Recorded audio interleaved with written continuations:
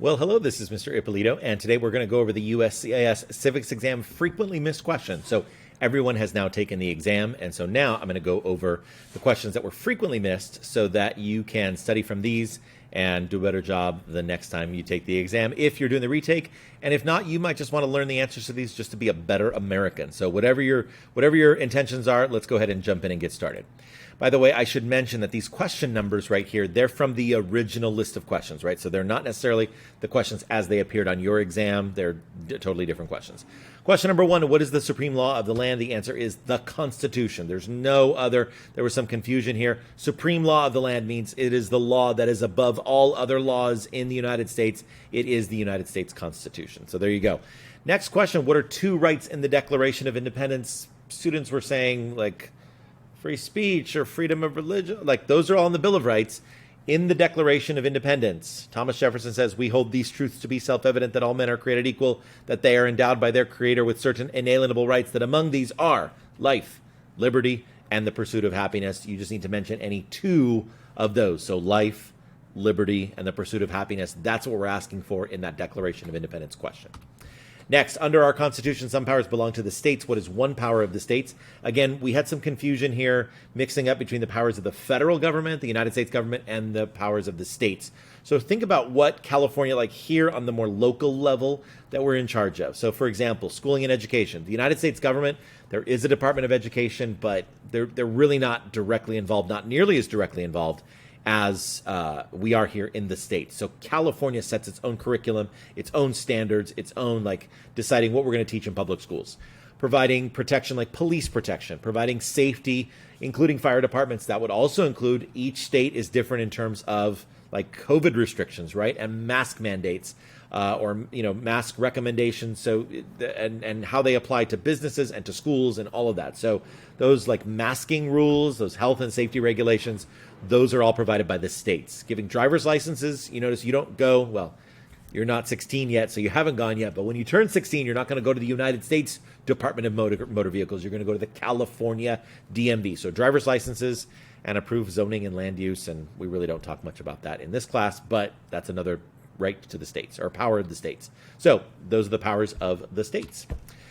Name one right only for United States citizens. Originally on the test, I asked for two. On the retake, I'm just going to ask for one, but there are two.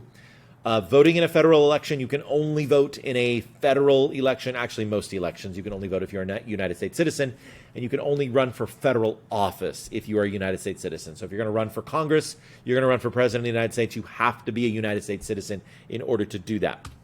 Next question, one promise you make when you become a United States citizen. You raise your right hand and promise.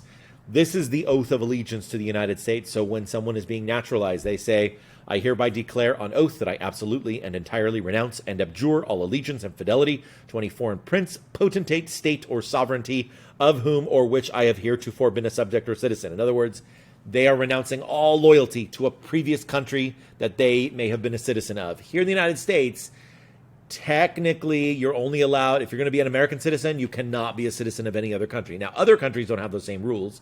So when somebody says, oh, I have dual citizenship, well, technically, the United States doesn't recognize dual citizenship, but other countries do. So do with that what you will. That I will support and defend the Constitution and laws of the United States of America against all enemies, foreign and domestic. That I will bear true faith and allegiance to the same. That I will bear arms on behalf of the United States when required by the law. That I will perform non-combatant service in the armed forces of the United States when required by law. That I will perform work of national importance under civilian direction when required by the law. And that I take this obligation freely without any mental reservation or purpose of evasion. So help me God. Basically, to summarize all that, this is what you promise when you become a United States citizen: to give up loyalty to other countries, defend the Constitution and the laws of the United States, to obey the laws, serve in the military if needed, do other important work for the nation if needed, and to just be loyal to the United States of America, your new country. That is, you are becoming a citizen and saying, this is my country now.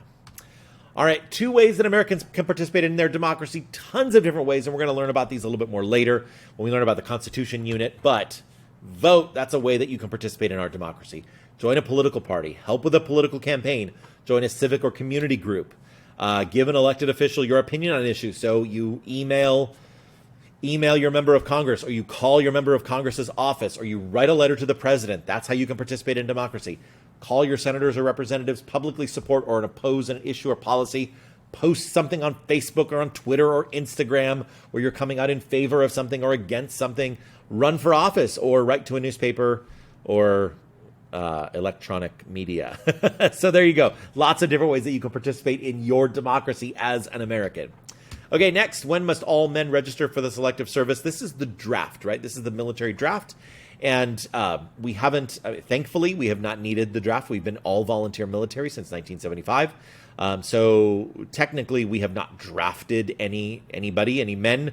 Women are not eligible to be drafted currently under United States law. But still, even still, we always want to be prepared for the possibility. We don't want to have to go to a big war where we need to draft people. But all men at the age of 18, from the time you're 18 to the time you're 26, you have to register for the selective service saying that if my country does need me, I am ready and willing and able to serve. So the answer to this, you can either just say age 18 or you can say between 18 and 26. 18 to 26 is fine, but I got students saying all different ages. Those are the two correct answers right there.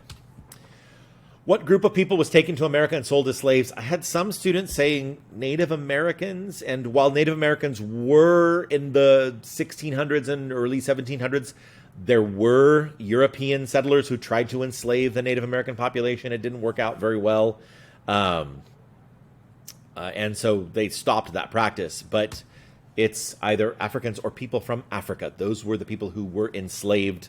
And in this institution of generational chattel slavery, we've already learned a little bit about slavery, and we're going to learn even more about it. But it's definitely like this is the answer: Africans or people from Africa. When was the Declaration of Independence adopted? You do not need to know many exact dates in this class. I know it's a history class, but I'm not really about like drilling exact dates into your brain. But there is one date. The birthday of America, which I think you should know, July 4th, 1776. If there's one date in American history you know, it is that exact date. So when you answer this question, when was the Declaration of Independence adopted, you should answer July 4th, 1776. There were 13 original states, name 3. I got all sorts of different answers. These are the original 13, so you can pick any one of these 3. Technically, Maine is not one of those original 13. Maine, you see here today, that at the time was part of Massachusetts, right? So Maine did not become a state until 1820. Vermont did not become a state until 1791. So these are the original. The ones that you see listed here are the original 13. Pick any 3 of those. Name one war fought by the United States in the 1800s. We had some folks that got tripped up and didn't know their 1800s from their 1900s. These are the 4 wars that were fought in the 1800s. The War of, oh my goodness, this would be the easiest answer. The War of 1812, fought in the 1800s. But also the Mexican-American War, the Civil War, the Spanish-American War. I did have some students saying, Mr. Ippolito, I don't know, am I supposed to call it the Mexican-American War or the Spanish-American War? They were 2 different wars. Mexican-American War, the United States fought against Mexico. The Spanish-American War, the United States fought against Spain. So they are 2 different wars. The opponents in both of those wars spoke the same language, Spanish, but 2 separate wars. Mexican-American War, 1846 to 1848. The Spanish-American War, 1896. Actually, just 1898. It was a very brief war. Who did the United States fight in World War II? In World War II, we fought against 3 countries, Japan, Germany, and Italy. Some students were trying to throw in like France or Spain or other stuff there. Japan, Germany, and Italy. And honestly, if you just said one of these 3 countries, I would be fine with that. If you just said, I had one student say Hitler. Okay, I'll take Hitler. One person said the Nazis. I'll take that, right? It doesn't ask who were the 3 countries. It just says, who did the United States fight in World War II? We fought against Japan, the Empire of Japan, Nazi Germany, and then Italy briefly. Italians, they withdrew early. What did Martin Luther King Jr. do? Okay, this is the most popular wrong answer. He freed the slaves. He helped free the slaves. Thankfully, slavery was gone 100 years before this time. Dr. Martin Luther King was involved in the civil rights movement. He fought for civil rights, worked for equality for all Americans. Some students said he ended racism in the United States. I wish.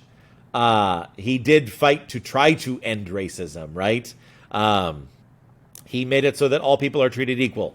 I wish. We're still fighting that fight today, but he did work to try to advance equality for all Americans. So I think that's still a work in progress. We're still working on that, but we take inspiration from Dr. Martin Luther King Jr. Number 86, what major event happened on September 11th, 2001 in the United States? So this is like saying, what happens on Cinco de Mayo? And your answer is May 4th. I had some students say, well, what happened? 9/11 happened. Well, yes, but 9/11 is just the date. So I need for you to say something about a terrorist attack.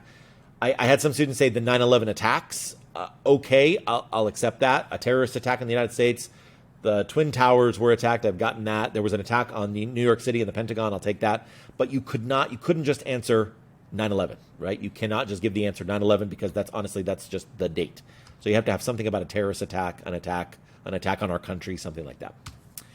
Name one state that borders Canada. Oh my goodness, I got some really interesting responses here, including a couple students that said Washington, D.C. Let's just be clear. Washington, D.C. is our capital city.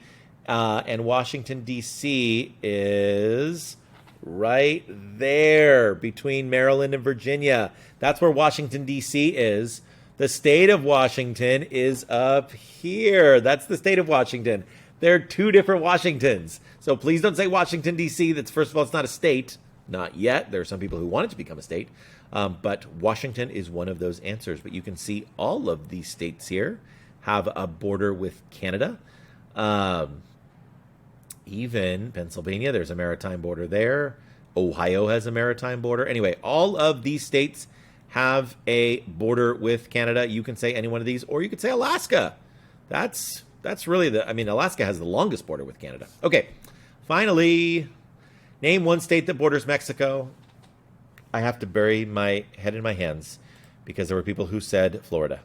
Okay, here's Mexico over here. Florida is way over here. Now, there are a lot of Spanish-speaking people in Florida. Many of those immigrants come from Puerto Rico, although Puerto Rico is an American territory, right? And so technically they're not immigrants from a different country. They just happen to be from an island in the Caribbean that is owned by the United States. So there are Puerto Ricans in Florida. There are Cubans in Florida. There are Dominicans in Florida, from Spanish-speaking people from different parts of the Caribbean, and also people from Mexico too.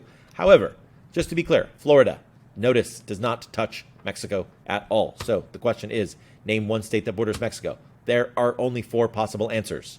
Texas, New Mexico, Arizona, and the state that we live in, California.